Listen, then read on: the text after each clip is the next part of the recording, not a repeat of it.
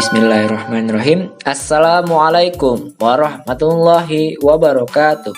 The Honorable our lecturer, Mem Haryana Amalia SPD MPD, and all my beloved viewers. Hello everyone, we are from group 4. We would like to discuss about articulation and self-monitoring. But before that, let us introduce ourselves. My name is Mahran Abdi Maros, and my partners are Nurul Maskana, Putri, Pratama, Lestari, and Rian, Ahmadi, Niko, Perdana. So, happy learning everyone! Nah, yang pertama, the first is articulation. What is articulation? Do you know guys? Articulation is refers to the production of the different sounds of speech through the use of the speech organs. Apa saja itu? The larynx, lungs, tongue, lips, jaw, and soft and hard palate. Next, kita khususkan the function of the larynx. There are three major functions of the larynx. First, protecting the respiratory tract. Apa itu? The most important role of the larynx after sound formation is to protect the respiratory tract from the entry of foreign bodies that can harm the respiratory tract. Foreign bodies entering the respiratory tract can injure the respiratory tract, and the ingress of water can cause water deposits in the lungs, causing breathing to be disrupted. Itu suka kesedap kayak itu. And the second, protecting the trachea tube. Apa itu? Nah, it will protect the trachea tube from the influx of foods. So the epiglottis that is in the punctal section, in the punctal located in the larynx has a useful function to protect the entry of food and then entry of waters that enters while eating. Jadi itu yang saat kita makan, saat kita mengunyah akan menutup dan tidak masuk ke dalam lungs. And the last, articulate the language. Apa itu? In the larynx, there is a vocal cord that plays a major role in the information of the human voice. Next, resonance. Apa itu resonance? Resonance is a function of sound, not airflow. Ada 3 hal yang akan kita bahas. 1. Normal resonance. Apa itu? Normal resonance is achieved through an appropriate balance of oral and nasal sound energy based on the intended speech sound. And second is speech resonance. What is that? Speech resonance is the result of the transfer of sound produced by the vocal folds through the vocal tract comprised of the pharynx, oral cavity, and nasal cavity. Next is resonance disorders. Apa itu? Resonance disorders adalah is the result from too much or too little nasal or oral sound energy in the speech signal. They can result from structural or functional. Okay, next, co-articulation. Co-articulation is a symptom of influencing each other's sounds with each other. In these symptoms, it is reviewed from which article plays its effects. This co-articulation occurs because as the primary articulation produces the first sound. It has already taken the design to make or to produce the next sound. As the result, the first sound produced is slightly changed, following the second characteristic to be produced. There are several symptoms of co-articulation. One, and the first, labialization. Labialization is the process of breathing, co-articulating process where the position of lips is rounded so that in the main sound is heard labial sound. And the second, retroflexy. This co-articulation process occurs with the position of the tip of the tongue pulled back so that around is heard in the primary articulation. And the third, palatalization. Palatalization is the process of lifting the leaves of tongue toward the hard palate during the primary articulator. And next, the fourth, velarization. This co-articulating process occurs when the base of the tongue rises toward the soft palate in primary articulation. And next, glottalization is the process of inclusion of the testiless sound in a glottis. Yeah, during the articulation. And the next, nasalization. This symptom arises in the form of prenasalization found in some Javanese sounds that occur in the speechless contoid.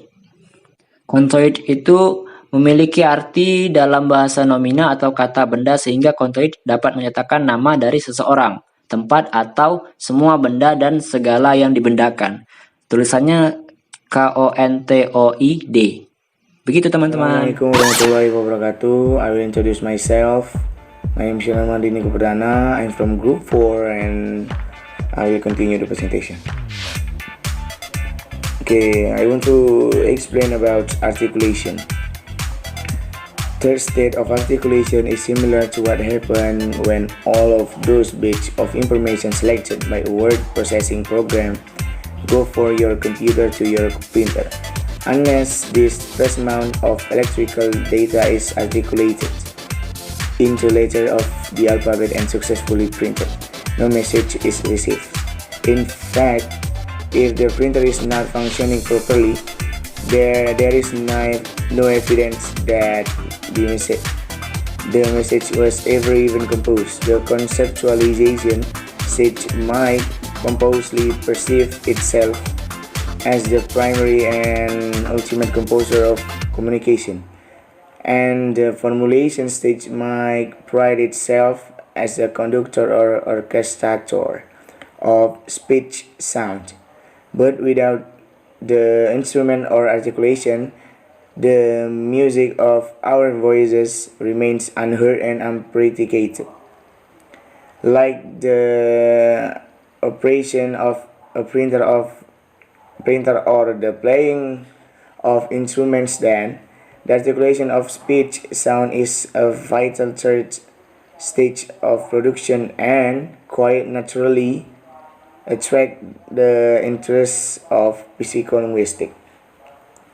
Perhaps the most dramatic example of an organ which has adapted itself for human articulation is the larynx, the voice box, which houses our vocal cord like all the other speech organ. The larynx did not initially evolve with the specific function of helping humans to articulate language. And for example, or in articulation is positron emission tomography or PET. What is PET? A PET is a scan to examine the way the human brain program neuromuscular movement. Okay, I think that's all for my explanation. Assalamualaikum warahmatullahi wabarakatuh.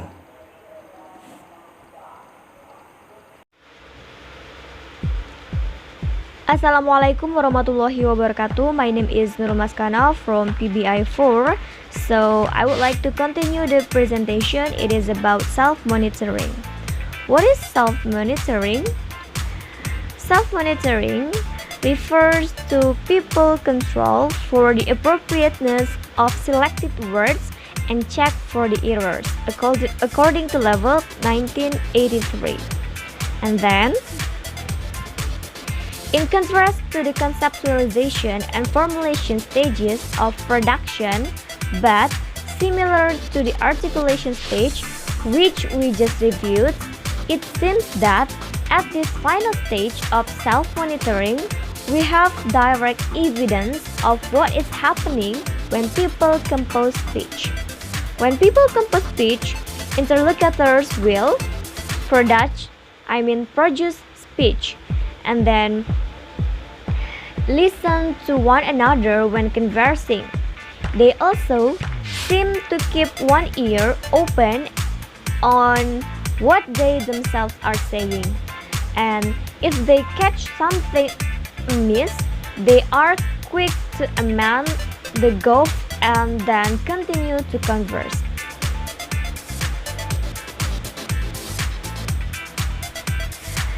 As recorded as the pioneer of SLA or second language acquisition, classified two slips of the tongue and the pen as mistakes and errors. So what does it mean?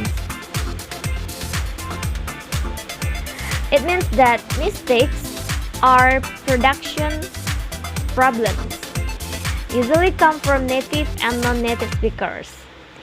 It happens when slips of the tongue and the pen, and then typos and misspellings. It almost immediately self-correct. For example, when someone said, "The last I know about it," I mean, knew about it. He had left Vancouver.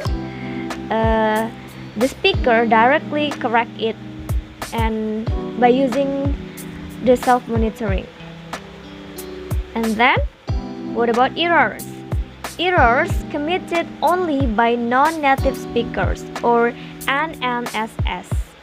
For example, when NNSS goof up in the production of irregular verbs, as beginning learners of English often do, they frequently fail to notice the error in what they said or wrote. For example, look at this picture.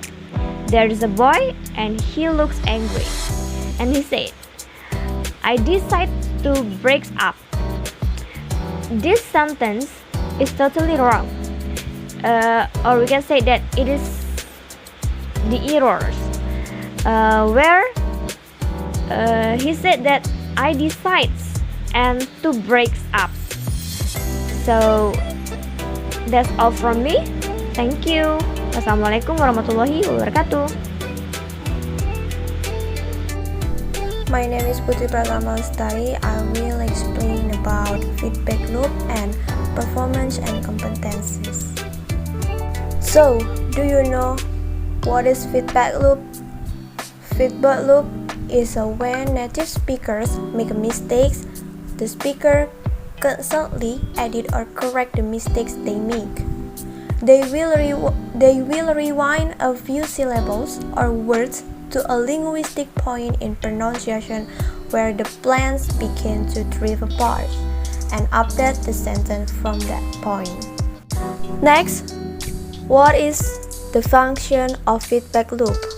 The function of feedback loop is to ensure that each preceding output stage is accurate. Next, performance and competences. Despite having a perfect understanding of the correct form, speakers of a language may accidentally produce the wrong form. This is because of the aberrancies that occur in a real situation, as well as many non-linguistic influences. The fact that native speakers can monitor and quickly correct any errors in linguistic output attested to Chomsky's view that there is a difference between performance and competencies. The term linguistic performance was used by Chomsky in 1960 to describe the actual use of language in concert situations. Performance is defined in opposition to competences. The latter describes the mental knowledge that a speaker or listener has of language. Next, the last one final point about self-monitoring. Communication is not a one-way signal broadcast, but an interaction between the interlocutor but also the interaction in each speaker's case. Self-monitoring stage presumes that people don't just communicate with others, but also they communicate with themselves. They don't just listen to others, but also they listen to themselves. I think that's all. Thank you for your attention.